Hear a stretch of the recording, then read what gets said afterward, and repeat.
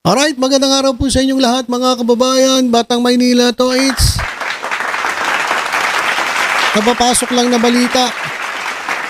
Ito raw si Senator Bato de la Rosa ay tinanggalan daw ng security detail. O yung kanyang mga security ay nirecall daw ng Philippine National Police. At nalaman daw ito ni de la Rosa kahapon pagbalik niya ng Davao.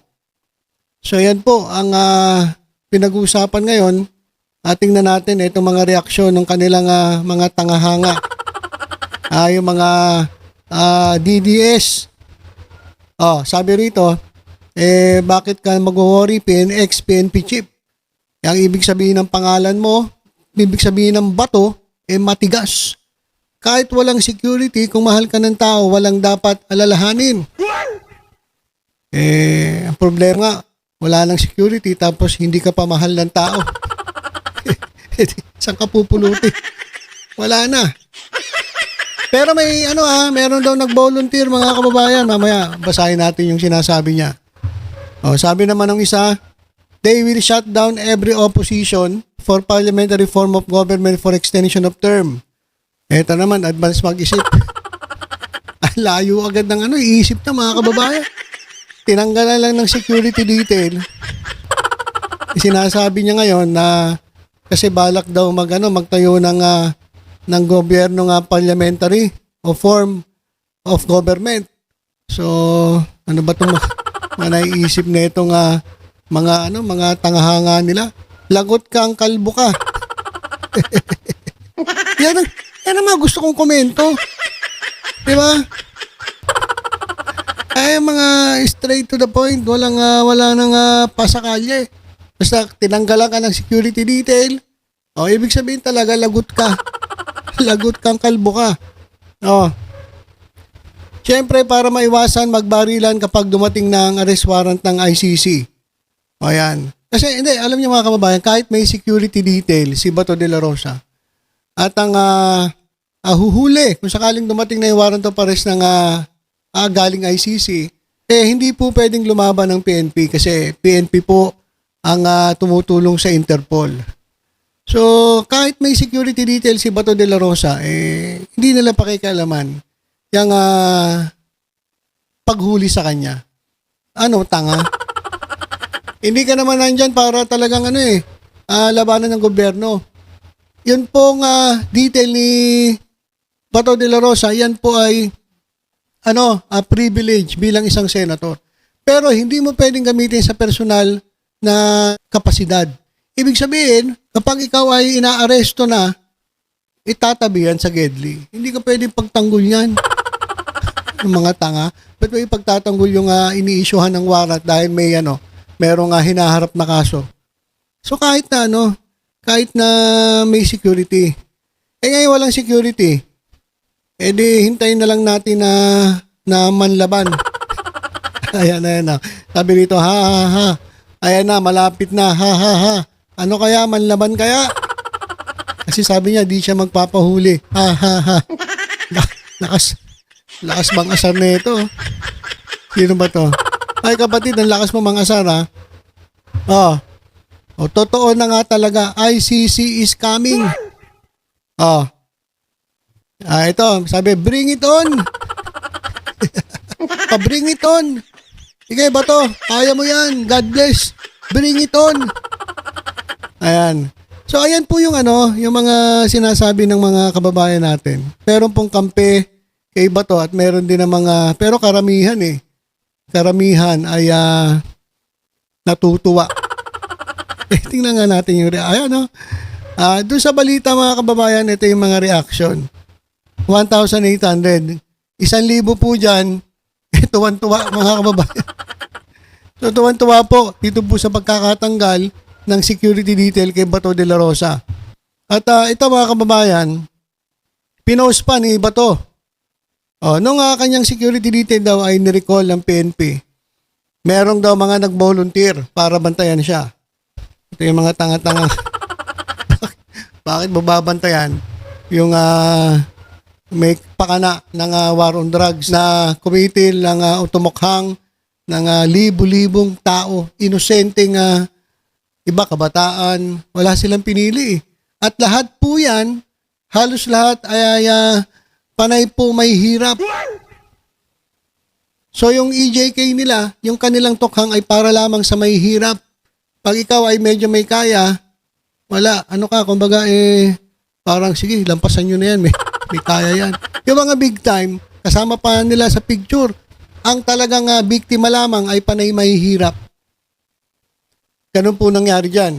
Kaya nung nirecall ng PNP, marami raw gustong nag-volunteer, mga retiradong pulis, sundalo, ayan daw, mga kababayan. So, ano yan? Ayun ba yung Davao Death Squad? Ayun ba yung mga tauhan ninyo? Nung pinatupad nyo yung war on drugs, yung tokhang? Ayan naman ay tanong lamang. Ha? Hindi ko sinasabi na yung mga tao mo na yan ay membro ng private army mo. Tinatanong lang natin kung sino-sino yung mga yan, saan galing yan. O wala naman daw silang mga firearms. Walang mga firearms. Ang kanilang bit-bit lang daw ay kamote, balanghoy, saging, manok Bisaya, at ready to survive with me, very heartwarming. So hindi po ito lalaban yung mga volunteer. Ang gagawin ng mga ito ay sasama po malamang sa bundok at magtatago. Kasi pagkain po yan kinakailangan pag magtatago ka, marami ka stock na pagkain. O yan, meron daw siyang kamote, balanghoy, saging, manok Bisaya. Talaga pati manok Bisaya eh. Grabe naman, pati manok Bisaya. Masyado talagang tong mga to no? Bisaya talaga eh. Ready to survive with me, very heartwarming. Ay, natutuwa naman daw siya kasi kung sakaling siya magtago, kompleto na siya. Kamote, balanghoy, saging, manok, Bisaya. Ang dami nilang kakainin at may mga kasama pa siya, may gwardiya pa siya. Yung mga retiradong pulis at mga sundalo. Ito mga kababayan, talaga bang tinanggalan siya dahil susunod na ang ICC o isusunod na siya ng ICC?